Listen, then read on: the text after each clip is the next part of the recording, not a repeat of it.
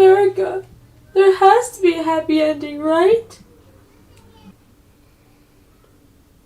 What?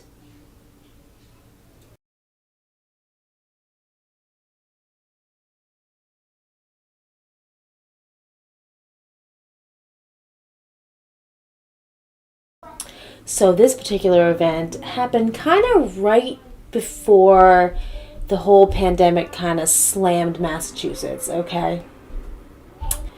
But besides toilet paper just like disappearing off the shelves out of like somehow every store in Massachusetts, this was kind of my first big COVID crazy moment, okay?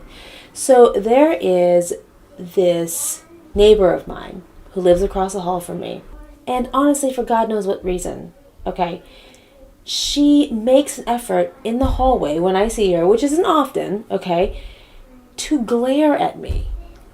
I just smile at her in the hallway because I smile at everyone. Whatever. We're just passing in the hallway. No big deal, right?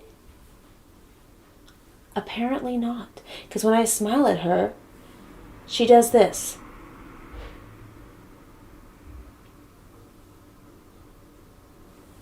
And walks away. And this has been going on for like maybe a couple of months now. I don't know. Maybe more than that. Probably more than that. And it was so shocking to me that it was humorous. It made me laugh. So I was thinking to myself, sort of the first time it happened, I was like, okay, if she's going to do that to me, then I'll just smile at her. I'm not going to create drama with my next door neighbor. Like, I don't even know what her name is. She's a Becky with curly blonde hair. What else do I need to know? So the very rare times that we pass in the hallway, when she does this to me, I do this to her. So needless to say, this was our little ritual for months. I never saw her. But when I did, this was our tradition.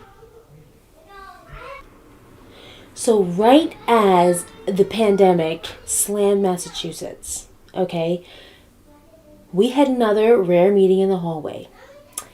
She glared at me, so I smiled at her a couple of times. And then we parted ways, and that was it. Or so I thought. I went down the driveway to the parking lot behind our building to get into my van. I got into my van and began to pull out. Suddenly, this bitch comes flying down the driveway and blocks me from being able to get out of my parking spot. So I size up her car, size up the space beside her car, and decided I can fit. I'm just going to go around her. She moved her car so I couldn't pass, and she was mouthing something in the window.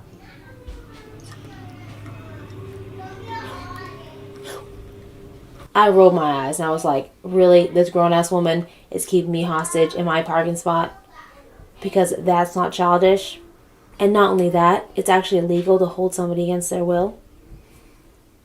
So I opened the van door crack because my window doesn't fucking work on that side right now. Don't judge. And I'm like, honey, move. Move. She's like, what's so funny? What's so funny? What's so funny? What's so funny? And I was like, what? You? What's so funny? Me? Yeah, your pouty face. You and your pouty face. Then she's like, what? What, me?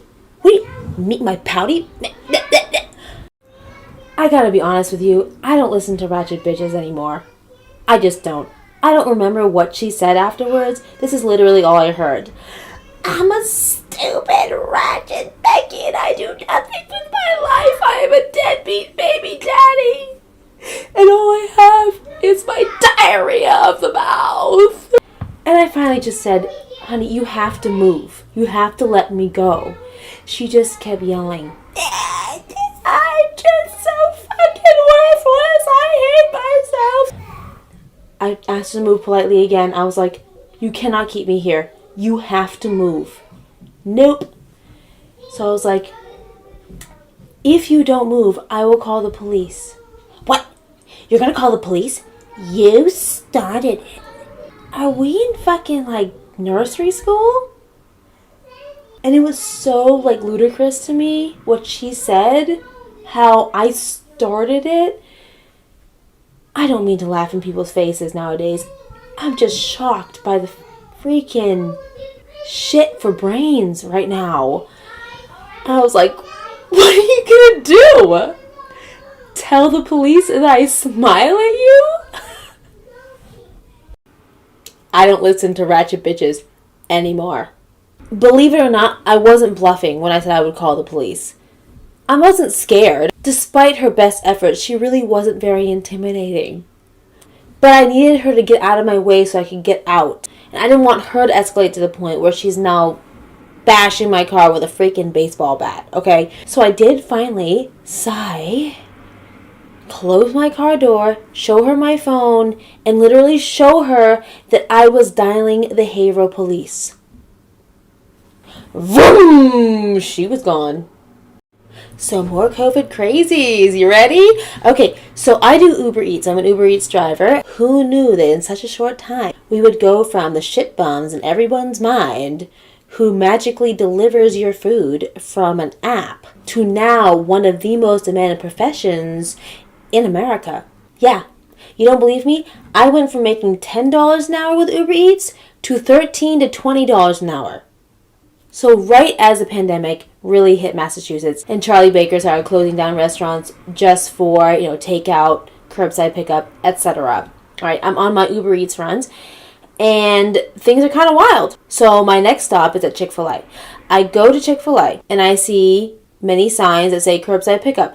But that's not abnormal for fast food restaurants. That's a part of the fast food industry now. Now, at this point, you have to remember, this is only a few weeks back. It really wasn't face masks, plexiglass hysteria yet, okay? It was just like 6 feet, physical distancing. Okay. I pull up to Chick-fil-A. I park. I get out. I walk up to the door. And there's about 18 paragraphs of signs on the fucking door. And I thought, I'm just doing Uber Eats. I'm not here to read a freaking novel on a fast food restaurant door. If they don't want me in the restaurant, then the door will be locked, right? I try the door. It's unlocked. I go in. As soon as I step into the fucking restaurant, someone calls out, "We're closed!" I'm not going to lie to you. My first reaction in my mind was, who the hell is yelling at me right now? And for what motherfucking reason? I collected myself and I thought, I'm just going to hold my ground because there's no motherfucking reason for some bitch to be yelling at me in fucking Chick-fil-A when I am literally 10 feet from everything in the freaking restaurant. And I turn around and I see the young woman who yelled at me. And I said, "Oh, I'm an Uber Eats driver?" She said, Oh, you have to go and do curbside pickup. I said, "So I park over there?" And she said, "Yeah." And then walked away. And I was like, okay. So I go outside and I've already parked my van a little ways from the restaurant in a parking spot in the parking lot. And I thought, there's no reason for me to go fetch my van. I'll just stand here on the curb and they can hand it to me. I see a man in his 50s come out of Chick-fil-A and give someone their food through their window. And I said very politely to him, "I'm an Uber Eats driver, so when you're ready, I'm here." And he said, "Oh, you have to get back in your car." Again, bewildered. Ani, this one here, bewildered. I don't mean to laugh at people these days. I said it, and I will say it again, and I will probably say it again and again. I don't mean to laugh at people these days. It just comes out. And I said, "Sir, you are not going to get COVID-19 if I stand 6 feet from you. And we both know that when you hand me the food, it's going to be a split second. Let me remind you right now, I am standing on the curb outside the restaurant. Glass pane between me and the workers. Okay, about 20 feet between me and the workers with a glass pane." And he said, "Well, that's the way we're doing it now." And I said, "Okay, I will go get my van." And I walked away laughing, and I turned around and said, "Sir, you will not catch coronavirus for being polite." And he responded, I'm not being impolite. You're the one who's arguing with me. Pretty much just like that. I'm not really exaggerating all that much. And I laughed again as I was getting back in my van. And I drove up and I thought, is my man going to come and give me the food, or is he going to get somebody else to do it? You know, just as a slight observation, if you are demanding that free Americans have to get back in their car before they can receive their food, then you are not a candidate for work right now. You are a candidate for sitting on your ass at home watching Netflix and tweeting that you're a hero because you're hashtag doing your part. Oh yeah, for the world. I've said it before and I'll say it again. You can't make this shit up. Alright, ready for one more? Okay, I got lots more, but I'm going to do one more. So this is one my husband saw. Okay, ready? So we come out of Market Basket, and apparently he sees this woman before she gets in her car, after she loaded her groceries in her car, she takes out a can of Lysol. And I am not fucking kidding you. She sprays her keys. She sprays her gloves on her hands. She sprays her freaking groceries. She sprays her shoes. She sprays the environment around her and her van. Dude, when he told me that, I was like, I wish I could have just gone up to her and been like, listen, lady, you missed this spot. Right here. Right there. Spray right there. If you're blind, you don't have to deal with any of this. And you can collect disability. Just put yourself out of your misery. And actually later on, I met a man in BJ's during an Instacart run, which is another delivery app thing. And I'm going to be completely honest with you, I have never bought Lysol spray in my entire life. So I had no idea where the fuck it was, and I couldn't find it. In the cleaners and the disinfectants, nowhere. So I asked the associate at BJ's, where can I find Lysol? And he said, without skipping a beat, you're not going to find Lysol in Massachusetts, anywhere in Massachusetts. And I said, really? That and toilet paper, huh? What are they doing? Drinking it?